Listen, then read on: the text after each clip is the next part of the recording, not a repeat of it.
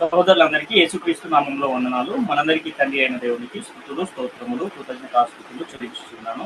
ప్రియమైన దేవుని వాళ్ళారా, మనము గత 4 వారాలుగా బాప్తిస్మము ఏ నామములో పొందాలి అన్న అంశాన్ని పరిశీలిస్తున్నాం. ఈరోజు 4వ భాగాన్ని మనము పరిశీలించే ప్రయత్నం చేద్దాం. అయితే ఇంతకు మునుపే మనము యేసుక్రీస్తు ఎవరి నామంలో వచ్చాడు అన్న విషయాన్ని తెలుసుకుని ఉన్నాము.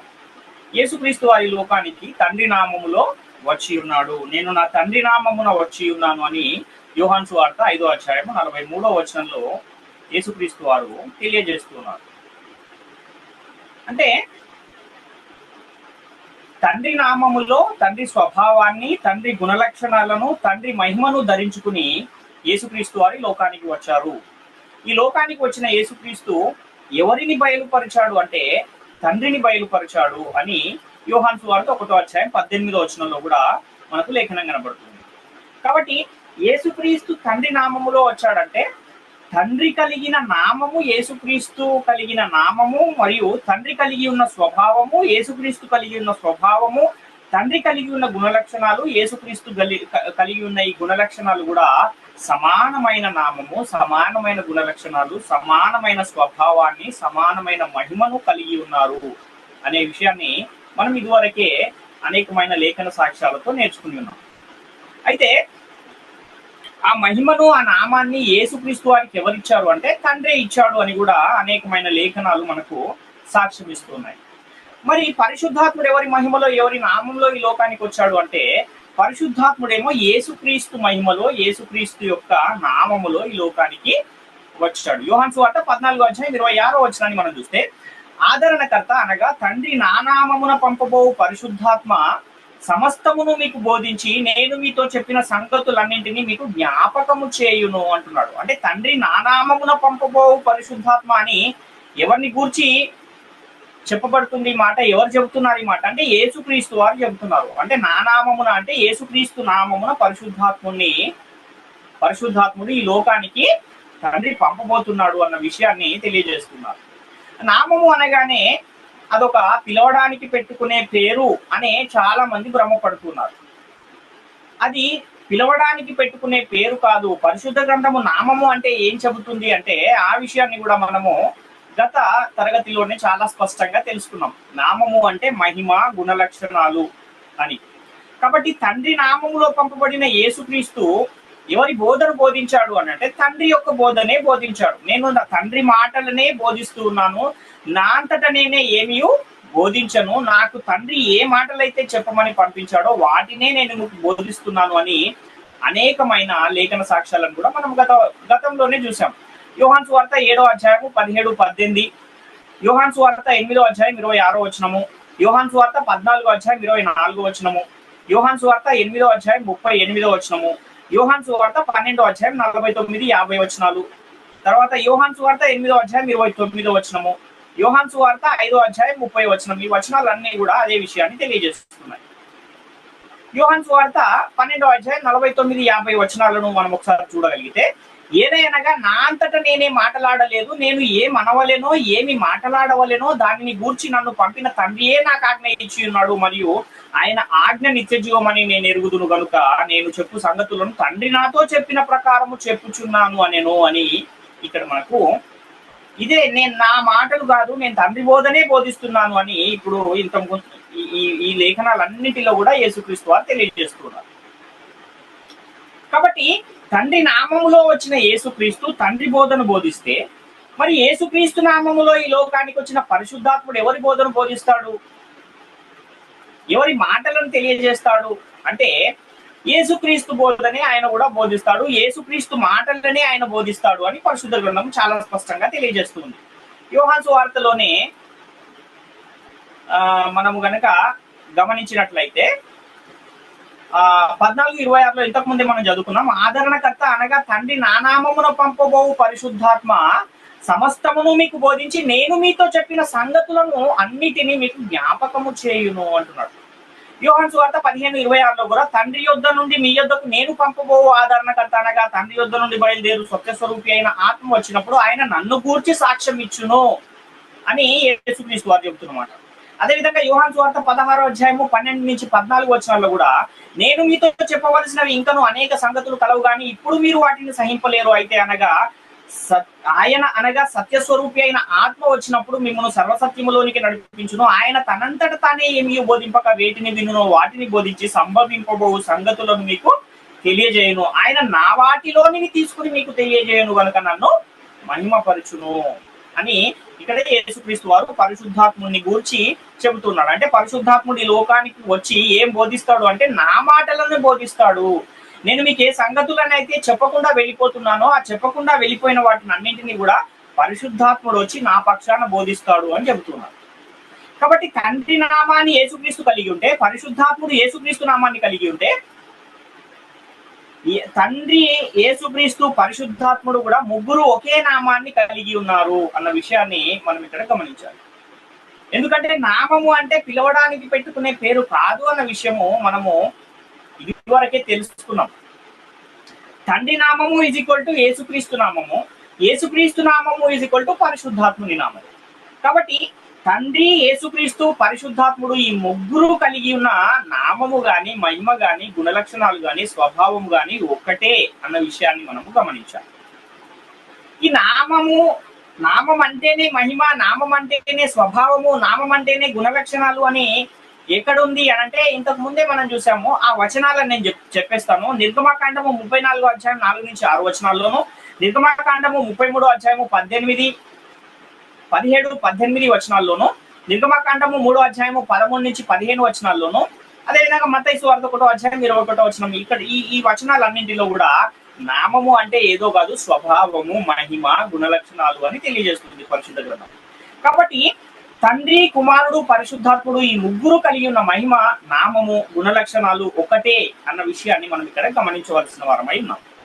అయితే తండ్రి నామములో పంపబడిన యేసుక్రీస్తు తండ్రి బోధన బోధిస్తే, యేసుక్రీస్తు నామములో పంపబడిన పరిశుద్ధాత్ముడు ఎవరి బోధన బోధిస్తాడు అంటే యేసుక్రీస్తు బోధనే బోధిస్తాడు.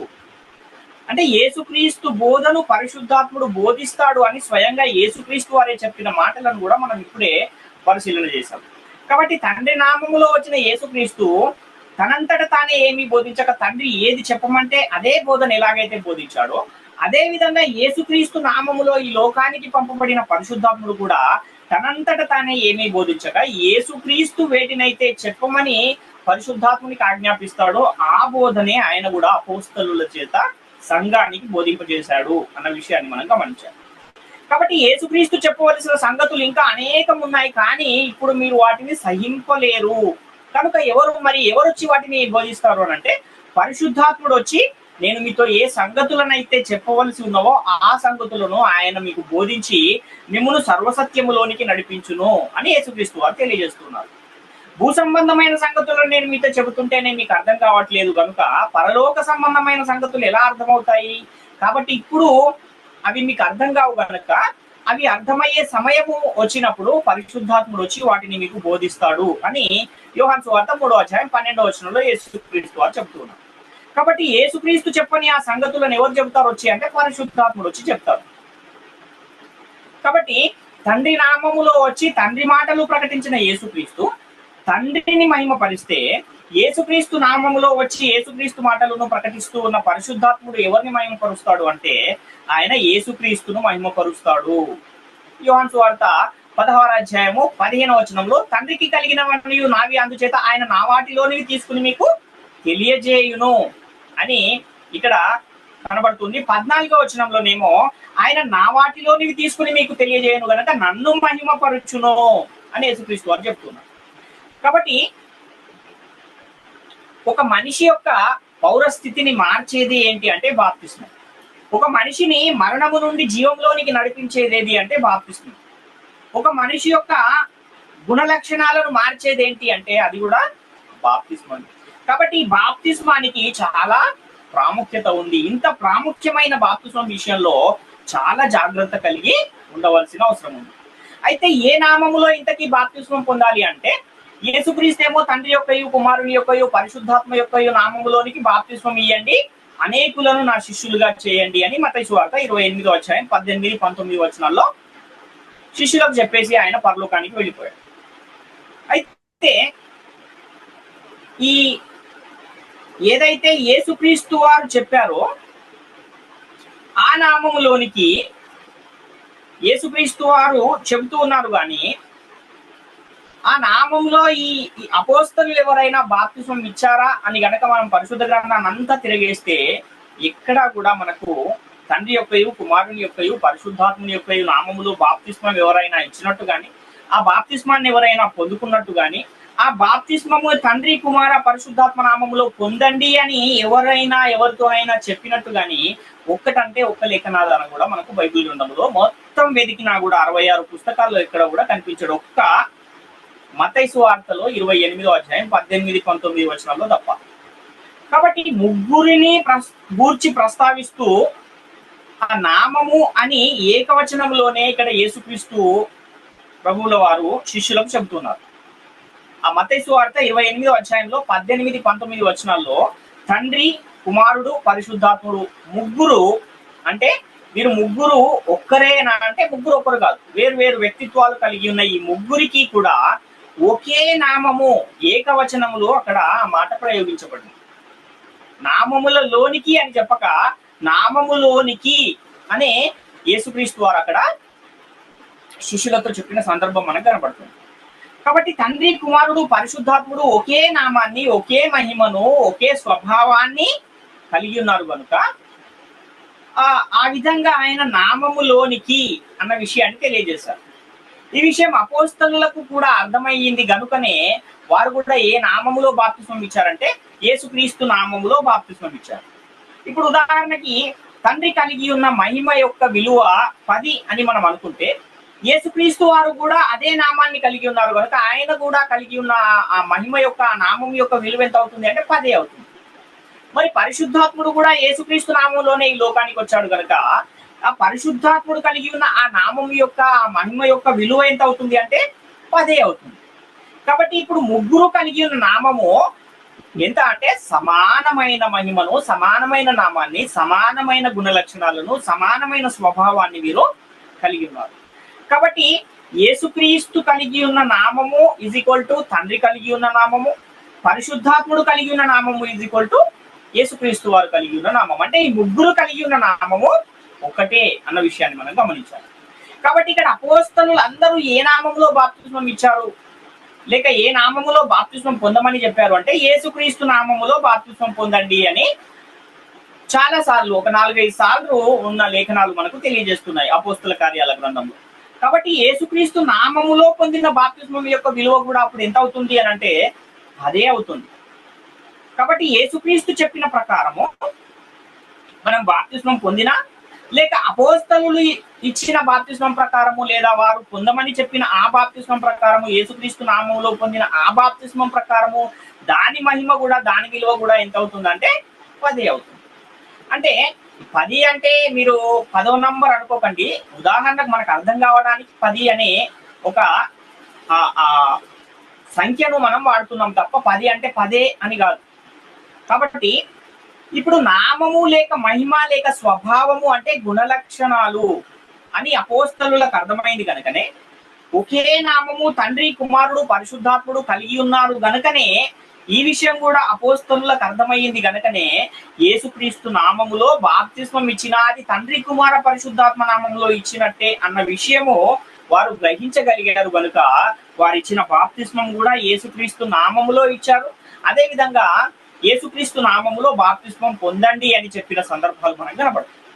ఇప్పుడు మత్తయి సువార్తలో 28వ అధ్యాయము 19వ వచనంలో తండ్రి యొక్కయు, కుమారుని యొక్కయు, పరిశుద్ధాత్మ యొక్కయు నామములో బాప్తిస్మం ఇయ్యండి అని చెప్పింది యేసుక్రీస్తే. అదేవిధంగా అపోస్తల కార్యాల గ్రంథము 2వ అధ్యాయం 38లోను, 8వ అధ్యాయం 16వ వచనంలోను, 10వ అధ్యాయం 48వ వచనంలోను, అదేవిధంగా అపోస్తల కార్యాల గ్రంథము 19వ అధ్యాయం 1 నుంచి 5 వచనాల్లోను అక్కడ యేసుక్రీస్తు నామములో మీరు బాప్తిస్మం పొందండి అని చెప్పిన ఆ మాటలు కూడా ఎవరు చెప్పినవి అంటే అవి కూడా యేసుక్రీస్తు వారు చెప్పినవే. ఎందుకంటే పరలోకము నుండి పంపబడిన పరిశుద్ధాత్ముడు వచ్చి ఎవరి మాటలను తెలియజేస్తాడు అని యేసుక్రీస్తు వారు ముందే చెప్పారంటే ఆయన నా వాటిలోనివే తీసుకుని బోధిస్తాడు అని ముందే చెప్పాడు కనుక అపోస్తలులు ప్రకటించిన ఆ బోధ కూడా ఎవరి బోధ, ఎవరి మాటలు అంటే యేసుక్రీస్తు బోధనే, యేసుక్రీస్తు మాటలే అన్న విషయాన్ని మనం గమనించాలి. అయితే అపోస్తలుల కార్యాల గ్రంథములో తండ్రి యొక్కయు కుమారుని యొక్కయు పరిశుద్ధాత్ముని యొక్కయు నామములో బాప్తిస్మం పొందండి అని అపోస్తలుల చేత ఎక్కడా కూడా పరిశుద్ధాత్ముడు ఎందుకు చెప్పించలేదు అనే విషయాన్ని కూడా మనం ఆలోచించవలసిన అవసరం ఉంది. ఇంతకీ ఏ నామములో బాప్తిస్మం పొందాలి? యేసుక్రీస్తు అపోస్తలుల ద్వారా ప్రకటింపజేసిన ప్రకారం యేసుక్రీస్తు నామంలో బాప్తిస్మం పొందాలా, లేక తండ్రి యొక్కయు కుమారుని యొక్కయు పరిశుద్ధాత్మ యొక్కయు నామంలో బాప్తిస్మం పొందాలా అన్న ఆ విషయాన్ని మనం ఇంకా కొంచెము ఈరోజు పరిశీలించే ప్రయత్నం చేద్దాం. అయితే యేసుక్రీస్తు చెప్పిన ఒక మాటను మనం పరిశీలన చేయగలిగితే, మనుష్య కుమారునికి విరోధముగా మాట్లాడిన వానికి పాపక్షమాపణ కలదు గాని పరిశుద్ధాత్మకు విరోధముగా మాట్లాడు వానికి ఈ యుగమందైనను రాబో యుగమందైనను పాపక్షమాపణ లేదు అని మత్తయి సువార్త 12వ అధ్యాయంలో 30-31 వచనాల్లో మనకు అక్కడ కనబడుతుంది.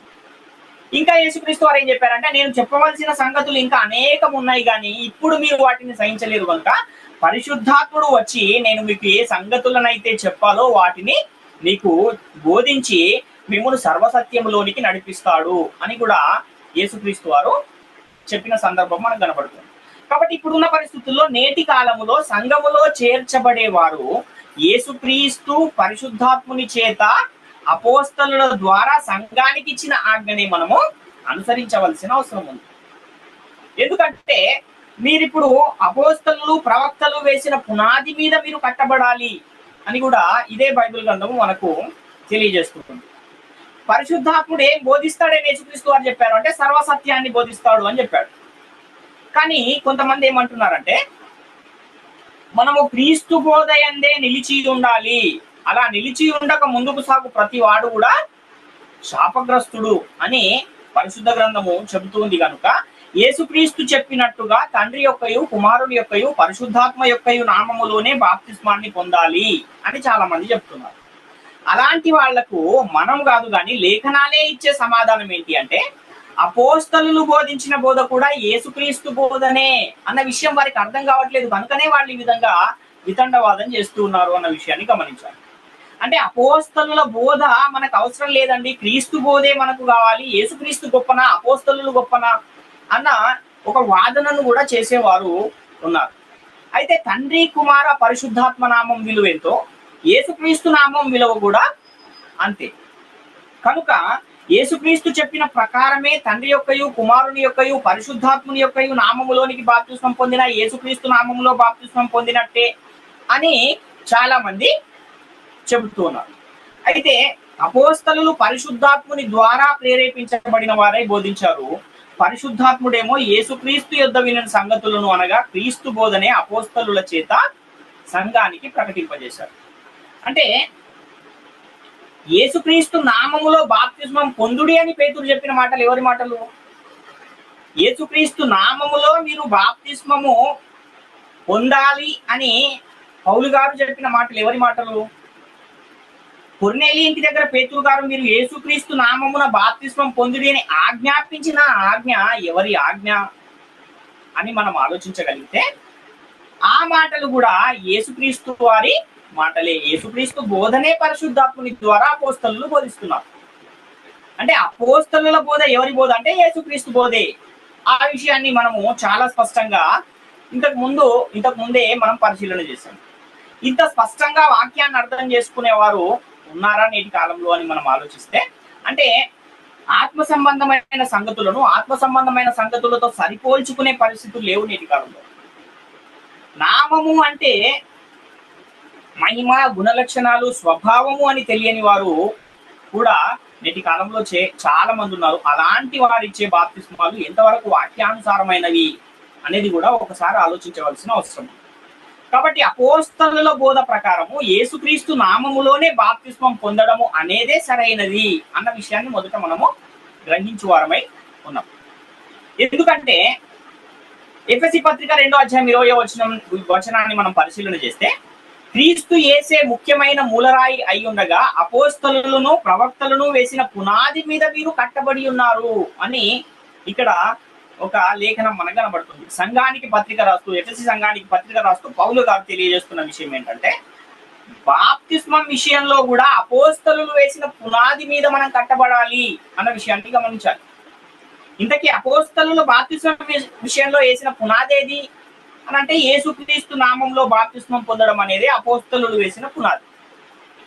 ఇంకా కొంతమంది ఆలోచన ఎలా ఉంది అంటే, మొదటి శతాబ్ద కాలంలో యూదులు యేసుక్రీస్తును నమ్మలేదు కనుక తండ్రి అయిన దేవుణ్ణి మరియు పరిశుద్ధాత్మునే యూదులు ఒప్పుకున్నారు, కానీ యేసుక్రీస్తును ఒప్పుకోలేదు, నమ్మలేదు. కాబట్టి యేసుక్రీస్తు తన స్వకీయుల యొద్దకే వచ్చాడు కానీ వారు ఆయనను అంగీకరించలేదు అని కూడా లేఖనం తెలియజేస్తుంది. కనుక నేను దేవుని సొంత కుమారుణ్ణి అని చెప్పినందుకు యేసుక్రీస్తును వారు శిలువ మరణానికి అప్పగించిన ఈ కారణాన్ని బట్టి మీరు ఏ యేసునైతే నమ్మలేదో, ఏ యేసునైతే మీరు ఒప్పుకోలేదో ఆ యేసుక్రీస్తు నామములోనే మీరు బాప్తిస్మం పొందండి అని, ఈ యేసుక్రీస్తు నామములో బాప్తిస్మం అనే ఈ ఆజ్ఞ ఎవరి కొరకు ఇవ్వబడింది అంటే యూదుల కొరకు మాత్రమే ఇవ్వబడింది అని వాదించేవారు కూడా కొంతమంది ఉన్నారు. అయితే యేసు నామములో బాప్తిస్మం ఇచ్చినట్టు యేసుక్రీస్తు నామములో మేము బాప్తిస్మం పొందాము అని చెప్పినట్టు లేఖన సాక్ష్యాలు ఉన్నాయి, కానీ తండ్రి యొక్కయు కుమారుని యొక్కయు పరిశుద్ధాత్మ యొక్క నామంలో బాప్తిస్మం ఇచ్చినట్టు కానీ లేక ఎవరైనా ఆ నామంలో బాప్తిస్మాన్ని పొందుకున్నట్టు కానీ ఎక్కడా కూడా ఒక్క లేఖనం కూడా పరిశుద్ధ గ్రంథంలో మనకు కనపడదు. అసలు మనుషులు పొందే రక్షణ విషయంలో యూదులకు ఒక బోధ, అన్యజనులకు ఒక బోధ పరిశుద్ధ గ్రంథం చేస్తుందా? ఆ విధంగా అవకాశం ఏమైనా ఉందా అంటే అస్సలు అవకాశము లేదు. ఎందుకంటే యూదులకైనా అన్యజనులకైనా దేవుడు ఒక్కడే అని పరిశుద్ధ గ్రంథం చెప్పినప్పుడు యూదులకైనా అన్యజనులకైనా బోధ కూడా ఒకటే ఉంటుంది, కానీ 2 రకాల బోధలు 3 రకాల బోధలు ఉంటాయా అంటే ఉండే అవకాశమే లేదు. కాబట్టి అన్యజనుడైన కొర్నేలి ఇంటి యొద్ద పేతురు గారు చేసిన ప్రసంగాన్ని కనుక మనం గమనించినట్లయితే అక్కడ వారికి ఆయన దేవుని వాక్యాన్ని ప్రకటించిన తర్వాత ఏ నామంలో బాప్తిస్మం పొందమని వారికి ఆజ్ఞాపించాడు అక్కడ పేతురు గారు? తండ్రి యొక్కయు కుమారుని యొక్కయు పరిశుద్ధాత్మ యొక్కయు నామంలో బాప్తిస్మం పొందమని చెప్పాడా, లేక యేసుక్రీస్తు నామంలో బాప్తిస్మం పొందమని ఆజ్ఞాపించాడా అని మనం ఆలోచిస్తే యేసుక్రీస్తు నామములో బాప్తిస్మం పొందమని అన్యజనులకు కూడా పేతురు గారు అక్కడ ఆజ్ఞాపించిన ఒక సందర్భం మనకు కనబడుతుంది. అంటే యూదులకు ఏ నామములోనైతే బాప్తిస్మం పొందమని పేతురు చెప్పాడో అదే యేసుక్రీస్తు నామంలో బాప్తిస్మం పొందమని అన్యజనులతో కూడా చెప్పిన సందర్భము మనకు అపోస్తుల కార్యాల గ్రంథంలో 10వ అధ్యాయంలో కనబడుతుంది. 10వ అధ్యాయము 48వ వచనం. బైబిల్ గ్రంథంలో బాప్తిస్మం విషయంలో ఏ నామములోనైతే బాప్తిస్మం పొందండి అని రాయబడిందో దాన్ని వదిలేసి బైబిల్ గ్రంథంలో వ్రాయబడి లేని దాన్ని, అంటే అపోస్తలులు చేయని దాన్ని, అపోస్తలులు చెప్పని దాన్ని చేయమని చాలా మంది నేటి కాలంలో చేస్తూ ఉన్నారు, చెబుతున్నారు.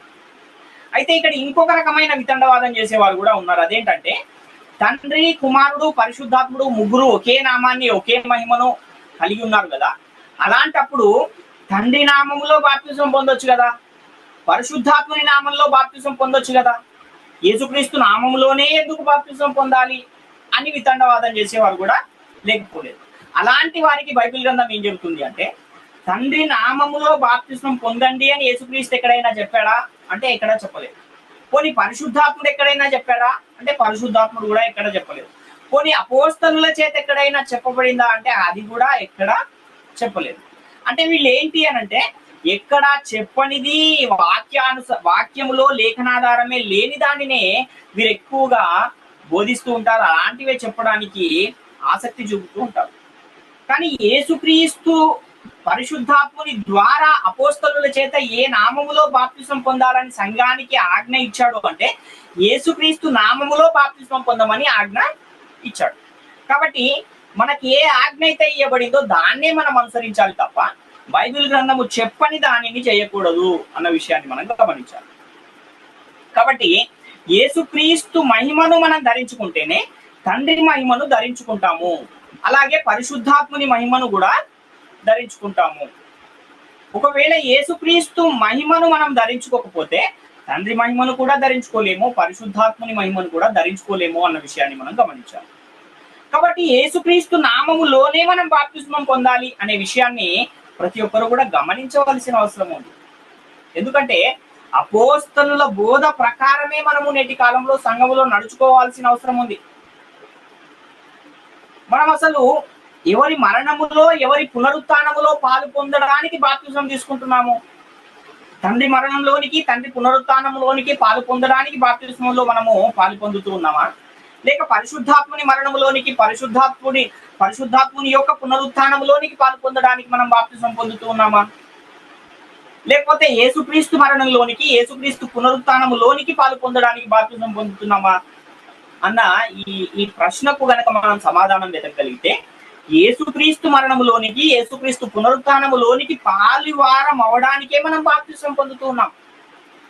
అసలు బాప్తిస్మము అన్న ఆ పదానికే అర్థం ఏంటి అని అంటే ముంచబడుట, సమాధి చేయబడుట, పాతి పెట్టబడుట అన్న అర్థము మనకు బాప్తిస్మము అన్న పదానికి ఉంది. రోమపత్రిక 6వ అధ్యాయము 3వ వచనాన్ని మనం చూడగలిగితే, క్రీస్తు యేసులోనికి బాప్తిస్మం పొందిన మనం అందరము ఆయన మరణములోనికి బాప్తిస్మం పొందితిమని మీరు ఎరుగరా అని ఇక్కడ పౌలు గారు రోమ సంఘానికి పత్రిక రాస్తూ చెబుతున్నారు. రోమపత్రిక 6వ అధ్యాయం 4వ వచనాన్ని కూడా చూస్తే, కాబట్టి తండ్రి మహిమ వలన క్రీస్తు మృతులలో నుండి ఎలాగూ లేపబడినో అలాగే మనమును నూతన జీవము పొందిన వారమై నడుచుకున్నట్లు మనము బాప్తిస్మము వలన మరణములో పాలు పొందుటకై ఆయనతో కూడా పాతి పెట్టబడితిమి అంటున్నాడు. అంటే అసలు బాప్తిస్మం అంటేనే పాతి పెట్టబడుట, ముంచబడుట, సమాధి చేయబడుట అని దాని అర్థం, దాని మూల అర్థం. కనుక బాప్తిస్మములో మనము మరణములో పాలు పొందుటకై క్రీస్తుతో కూడా పాతి పెట్టబడితిమి అని పరిశుద్ధ గ్రంథం తెలియజేస్తుంది.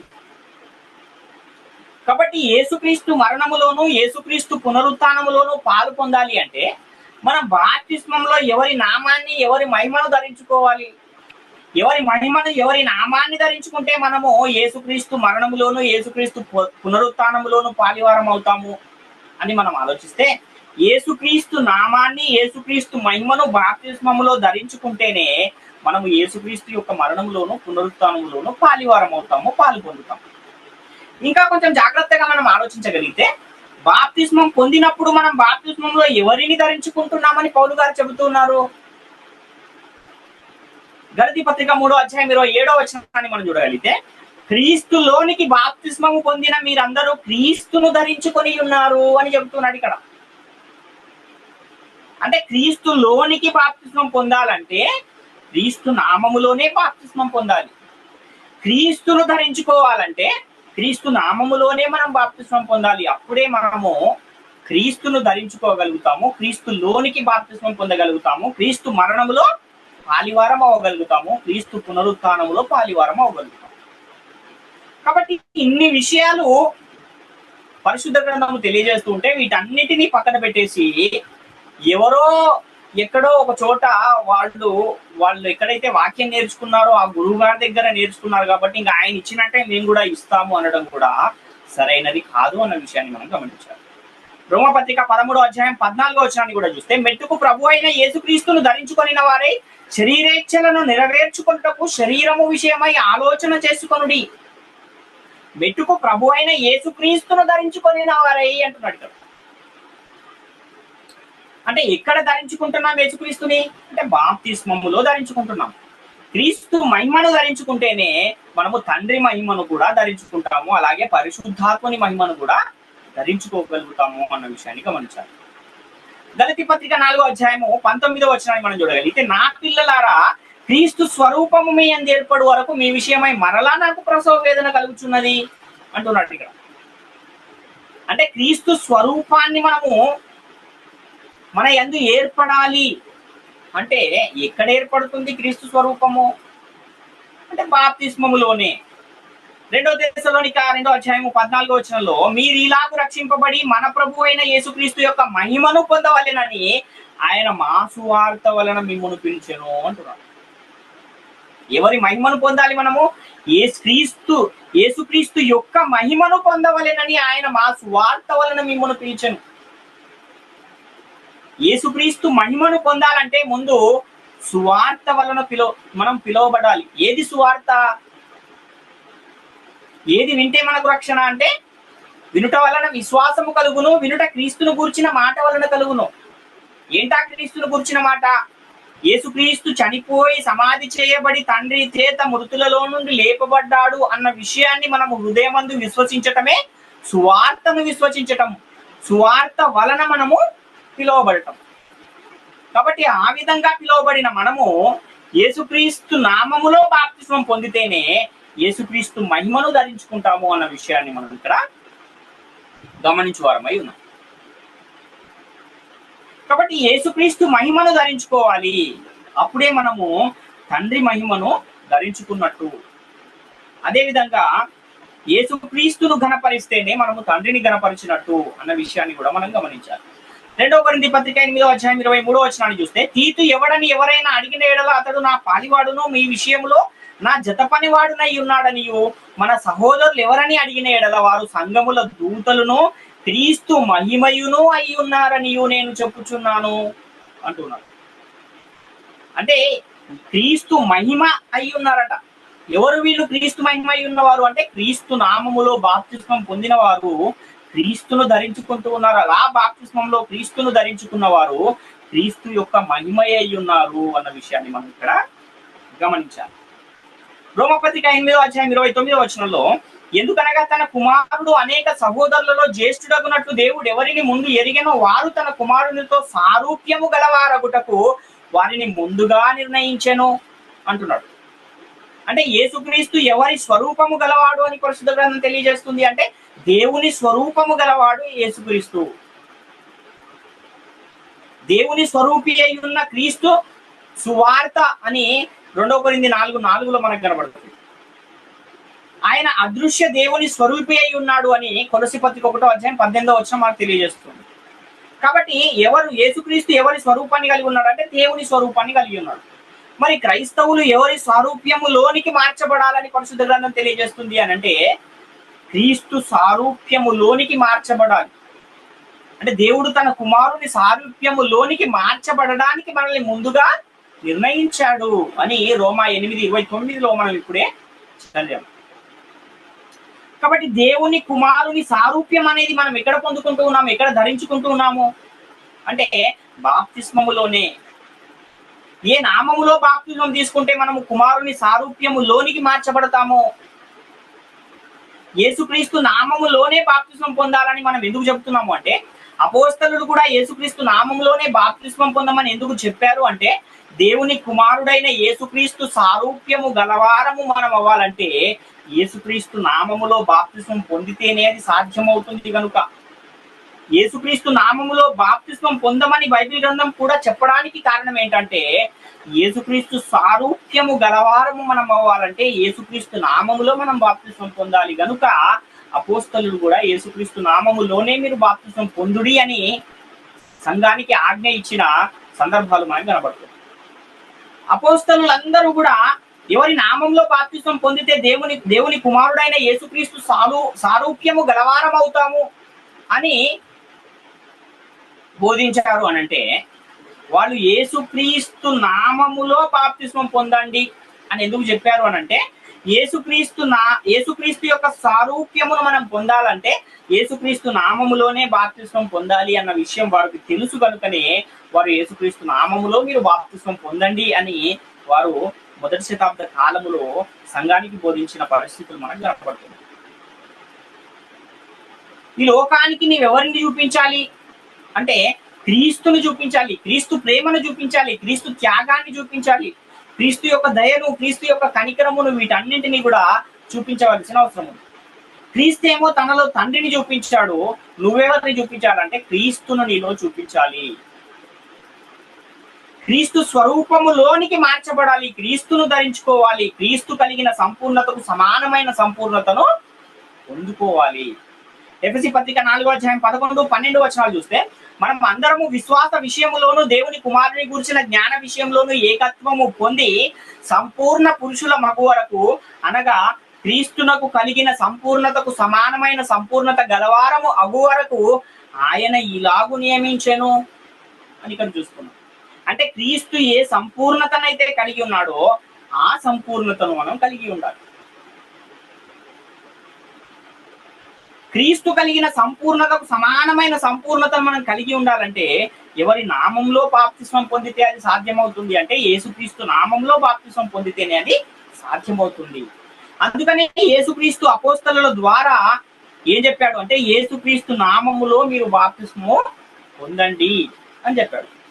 పౌలు గారు కూడా ఏం చెబుతున్నారంటే నేను యేసుక్రీస్తు నామములోనికి బాప్తిస్మం పొందాను అని పౌలు గారు కూడా సాక్ష్యం ఇచ్చిన సందర్భం కూడా మనకు పరిశుద్ధ గ్రంథంలో కనపడుతుంది. ఈ విషయం నేటి కాలంలో ఉన్న బోధకులకు బాప్తిస్మం ఇచ్చేవారికి అర్థం కాలేదు. కాబట్టి అపోస్తలులకు అర్థమైంది కనుకనే వారు యేసుక్రీస్తు నామములో బాప్తిస్మం ఇచ్చారు, బాప్తిస్మం పొందారు. మత్తయి సువార్తలో తండ్రి యొక్కయు కుమారుని యొక్కయు పరిశుద్ధాత్ముని యొక్కయు నామములో బాప్తిస్మం ఇయ్యండి అని చెప్పింది. అపోస్తల కార్యాల గ్రంథంలో యేసుక్రీస్తు నామములో బాప్తిస్మం పొందండి అని చెప్పింది. ఈ రెండు యేసుక్రీస్తే చెప్పాడు.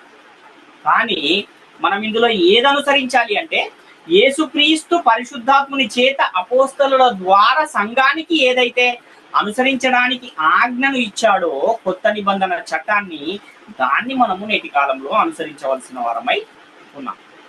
ఎందుకంటే మీరు అపోస్తలులు ప్రవక్తలు వేసిన పునాది మీద కట్టబడాలి అని పరిశుద్ధ గ్రంథం తెలియజేస్తుంది. కనుక అపోస్తలులు చెప్పిన యేసుక్రీస్తు నామములోనే బాప్తిస్మం పొందాలి అన్న విషయాన్ని మనము గమనించేవారమై ఉన్నాం. కాబట్టి యేసుక్రీస్తు నామములో బాప్తిస్మం అనేది యూదులకు మాత్రమే చెప్పాడని చాలా మంది భ్రమపడుతున్నారు. కానీ అన్యజనులకు కూడా యేసుక్రీస్తు నామంలోనే బాప్తిస్మం పొందమని ఆజ్ఞాపించిన సందర్భం కూడా మనకు అపోస్తల కార్యాలు 10వ అధ్యాయం 48వ వచనంలో కనపడుతుంది. కాబట్టి ఈ వాదన కూడా తప్పే అన్న విషయాన్ని మనము గ్రహించాలి. అదేవిధంగా యూదులతోనూ అన్యజనులతోనూ ఏ నామంలోనైతే బాప్తిస్మం పొందమని చెప్పాడో అదే యేసుక్రీస్తు నామంలో బాప్తిస్మం పొందమని సంఘానికి కూడా ఆజ్ఞలు జారీ చేయబడ్డాయి. గలతీ పత్రిక 3:27లోను, రోమపత్రిక 6వ అధ్యాయం 3వ వచనంలోను క్రీస్తు యేసులోనికి బాప్తిస్మం పొందిన మీరందరూ ఆయన మరణములోనికి బాప్తిస్మం పొందితిరని మీరు ఎరగరా అని చెప్తున్నాడు రోమపత్రిక 6వ అధ్యాయంలో. యేసుక్రీస్తు లోనికి బాప్తిస్మం పొందిన మీరందరూ విశ్వాసము వలన దేవుని కుమారులై ఉన్నారు అని గలతీ పత్రిక 3వ అధ్యాయం 27వ వచనం తెలియజేస్తుంది. కాబట్టి క్రీస్తు వలె మనం అన్ని విషయాలలో ఎదగాలన్నా, క్రీస్తు సారూప్యములోనికి మార్చబడాలన్నా, క్రీస్తును మనం ధరించుకోవాలన్నా, క్రీస్తును పోలి నడుచుకోవాలన్నా మనము యేసుక్రీస్తు నామములోనే బాప్తిస్మం పొందాలి. అప్పుడే ఇవన్నీ సాధ్యమవుతాయి అన్న విషయాన్ని గమనించాలి. కొరింథీయులకు రాసిన మొదటి పత్రిక 11వ అధ్యాయం 1వ వచనాన్ని చూస్తే నేను క్రీస్తును పోలి నడుచుకొనుచున్న ప్రకారం మీరు నన్ను పోలి నడుచుకొనుడి అని పౌలు గారు చెబుతున్నారు. కొలస్సీ పత్రిక 1వ అధ్యాయం 28వ వచనాన్ని చూస్తే ప్రతి మనుషుని క్రీస్తునందు సంపూర్ణునిగా చేసి ఆయన ఎదుట నిలవబెట్టవలెనని సమస్త విధములైన జ్ఞానముతోనూ మేము ప్రతి మనుషునికి బుద్ధి చెప్పుచు ప్రతి మనుషునికి బోధించుచు ఆయనను ప్రకటించుచున్నాము అంటున్నారు. అంటే ఏ నామములో బాప్తిజం తీసుకుంటే క్రీస్తునందు సంపూర్ణులమవుతాము అంటే యేసుక్రీస్తు నామంలో బాప్తిజం తీసుకుంటేనే మనము క్రీస్తునందు సంపూర్ణులము అవ్వగలుగుతాము. క్రీస్తును పోలి నడుచుకోవాలంటే యేసుక్రీస్తు నామములో బాప్తిస్మం పొందాలి. అప్పుడే మనము క్రీస్తును పోలి నడుచుకోగలము అన్న విషయాన్ని కూడా మనము గమనించాలి. మొదటి పేతురు పత్రిక 2వ అధ్యాయం 9వ వచనాన్ని చూస్తే అయితే మీరు చీకటిలో నుండి ఆశ్చర్యకరమైన తన వెలుగులోనికి మిమ్మల్ని పిలిచిన వాని గుణాతిశయములను ప్రచురము చేయు నిమిత్తము ఏర్పరచబడిన వంశమును, రాజులైన యాజక సమూహమును, పరిశుద్ధ జనమును, దేవుని సొత్తైన ప్రజలను అయి ఉన్నారు అంటున్నారు. అంటే ఎవరు పిలిచారు మనల్ని? మిమ్మును పిలిచిన వాని గుణాతిశయములను ప్రచురము చేయాలి అంటున్నాడు. యేసుక్రీస్తు మనల్ని సువార్త ద్వారా పిలిచాడు కనుక క్రీస్తు యొక్క గుణాతిశయములను మనము ప్రచురము చేయవలసిన వారమై ఉన్నాం. మొదటి యోహాను 5వ అధ్యాయము 19-20 వచనాలు మనం చూస్తే మనము సత్యవంతుడైన వాణిని ఎరగవలెనని దేవుని కుమారుడు వచ్చి మనకు వివేకమును అనుగ్రహించి ఉన్నాడని ఎరుగుదుము. మనము దేవుని కుమారుడైన యేసుక్రీస్తునందున్న వారమై సత్యవంతుని యందున్నాము. ఆయనే నిజమైన దేవుడును నిత్యజీవమును అయి ఉన్నాడు అంటున్నాడు. అంటే యేసుక్రీస్తునందు ఉంటేనే సత్యవంతుడైన దేవుని అని ఉంటాం. అంటే బాప్తిస్మములో యేసుక్రీస్తు మహిమను ధరించుకుంటేనే తండ్రి మహిమను కూడా మనము ధరించుకోగలుగుతాము అన్న విషయాన్ని గమనించాలి. కాబట్టి యేసుక్రీస్తు నామము అనేది చాలా ప్రాముఖ్యమైనది బాప్తిస్మం విషయంలో. కానీ చాలా మంది యేసుక్రీస్తు నామము కాదు మనం బాప్తిస్మం పొందవలసింది అని అంటున్నారు. అంటే పరిశుద్ధాత్ముని బోధను వాళ్ళు వ్యతిరేకిస్తున్నారు అన్న విషయాన్ని గమనించాలి. పౌలు గారు కూడా ఆయన బోధను ప్రకటిస్తూ ఆయన చేసే బోధ ఎక్కడి నుంచి పొందుకున్నాడు అని అంటే, నేను తండ్రి నుండి యేసుక్రీస్తు నుండి ఈ బోధను పొందుకుని మీకు ప్రకటిస్తూ ఉన్నాను అని గల్తీ పత్రిక 1:1 తెలియజేస్తూ ఉన్నాడు. కాబట్టి రోమాపత్రిక 6:3 కూడా క్రీస్తు యేసులోనికి బాప్తిస్మం పొందిన మీరందరూ క్రీస్తు మరణంలోనికి బాప్తిస్మం పొందితేరని మీరు ఎరగరా అంటున్నాడు. అదేవిధంగా గలతీ 3:27లో యేసుక్రీస్తులోనికి బాప్తిస్మం పొందిన మనమందరము క్రీస్తును ధరించుకుని ఉన్నాము అంటున్నాడు. ఆయన్ని కూడా కలుపుకొని చెప్తున్నాడు ఆయన మనమందరము అంటే. పౌలు గారు కూడా యేసుక్రీస్తు నామంలో బాప్తిస్మం పొందాడు అన్న విషయాన్ని ఆయన ఇక్కడ కన్ఫర్మ్ చేస్తూ ఉన్న సందర్భం మనకు కనబడుతుంది. కాబట్టి క్రొత్త నిబంధన బోధ ప్రకారము ఏ నామంలో బాప్తిస్మం పొందాలి అంటే యేసుక్రీస్తు నామములోనే బాప్తిస్మం పొందాలి అని చాలా స్పష్టంగా అర్థమవుతుంది. అపోస్తలుడు చెప్పిన మాటలు చాలా మందికి ఎందుకు అర్థం కావట్లేదు అంటే, వారు తీసుకున్న బాప్తిస్మమే సరైనది కాదు కనుక, ఆత్మ మూలంగా జన్మించలేదు కనుక, ప్రకృతి సంబంధంగానే ఇంకా ఉన్నారు కనుక, ప్రకృతి సంబంధమైన మనుషులకు దేవుని ఆత్మ సంబంధమైన సంగతులు అర్థం కావు. మరి ఎప్పుడు అర్థమవుతాయి అంటే ఆత్మానుభవం చేతనే అవి అర్థమవుతాయి అని పరిశుద్ధ గ్రంథం తెలియజేస్తుంది. దేవుని ఆత్మ చేత బోధించబడిన సంగతులు లౌకికాత్మ ద్వారా మనం గ్రహించలేము. దేవుని యొద్ద నుండి వచ్చిన ఆత్మను మనం పొందుకుంటేనే ఆ ఆత్మ సంబంధమైన సంగతులను అర్థం చేసుకోగలుగుతాం. దేవుని యొద్ద నుండి వచ్చిన ఆత్మను మనము పొందుకోవాలంటే ఏం చేయాలంటే ఆత్మ మూలంగా జన్మించాలి. ఆత్మ మూలంగా జన్మించడం అంటే ఏంటి అంటే బాప్తిస్మం పొందడమే ఆత్మ మూలంగా జన్మించడం. యేసుక్రీస్తు వారు చెప్తారు యోహాను సువార్త 3:3లో, ఒకడు క్రొత్తగా జన్మించితేనే గాని దేవుని రాజ్యమును చూడలేడు అంటున్నాడు. కొత్తగా జన్మించడం అంటే ఏంటి అనగానే ఒకడు నీటి మూలముగాను ఆత్మ మూలముగాను జన్మించితేనే గాని వాడు దేవుని రాజ్యములో చేరలేడని మీతో నిశ్చయముగా చెప్తున్నాను అన్నాడు. ఏంటి నీటి మూలంగా ఆత్మ మూలంగా జన్మించడం, ఏంటి క్రొత్తగా జన్మించడము అంటే బాప్తిస్మము పొందడమే క్రొత్తగా జన్మించడము, నీటి మూలంగా జన్మించడము, ఆత్మ మూలంగా జన్మించడం. అయితే ఏ బాప్తిస్మాన్ని మనం తీసుకోవాలి అని మనం ఆలోచిస్తే, అపోస్తలులు ఏ బాప్తిస్మం అయితే పొందమని చెప్పారో ఆ బాప్తిస్మాన్ని మనం పొందాలి. కానీ బాప్తిస్మం విషయంలో ఏం జరుగుతుంది అంటే ఎవరికి అర్థమైనట్టు వారు బాప్తిస్మాలను ఇస్తూ ఉన్న పరిస్థితులు మనకు కనబడుతున్నాయి. విశ్వాసం ఒక్కటే, బాప్తిస్మం ఒక్కటే అని పరిశుద్ధ గ్రంథం చెప్పినప్పటికీ ఆరిన నేల మీద ఎక్కడ ఎప్పుడు ఎవరు బాప్తిస్మం ఇచ్చినా అపోస్తలులు చెప్పినట్టు ఒకే రకమైన బాప్తిస్మాలు ఇయ్యాలి. కానీ అలా జరుగుతుందా నేటి కాలంలో అంటే జరగట్లేదు. ఎందుకని జరగట్లేదు అనంటే వాళ్ళు ఆత్మ సంబంధంగా జన్మించలేదు, వారు క్రొత్తగా జన్మించలేదు. ఏదో వారు ఏమంటారు సంప్రదాయబద్ధంగా ఏదో తీసుకోవాలి కాబట్టి బాప్తిస్మాలు తీసుకుంటూ ఉన్నారు.